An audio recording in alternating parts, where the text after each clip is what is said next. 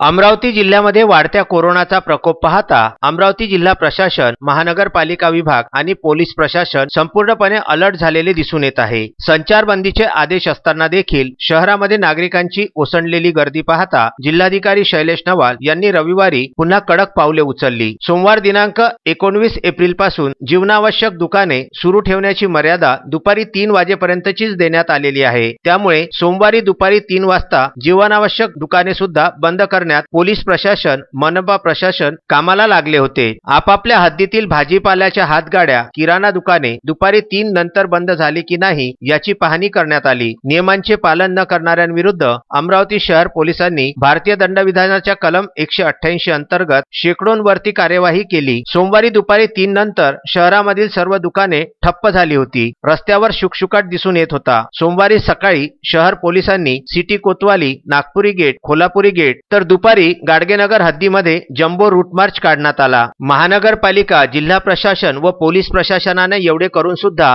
अमरावती परिसरातील वलगाव रोडवरील बराचसा भाग तर वडाळी रोडवरील बराचसा भाग हा खुलेआम सुरू होता। याकडे नागरिकांचेच नव्हे तर पोलिसांचे देखील डोळेझाक का होत आहे हा एक यक्ष प्रश्न इथे ठाकला आहे। एवढे करून सुद्धा कोरोनाच्या रुग्णांच्या संख्येमध्ये वाढ होणार की उतार याकडे नागरिकांचे लक्ष लागले आहे।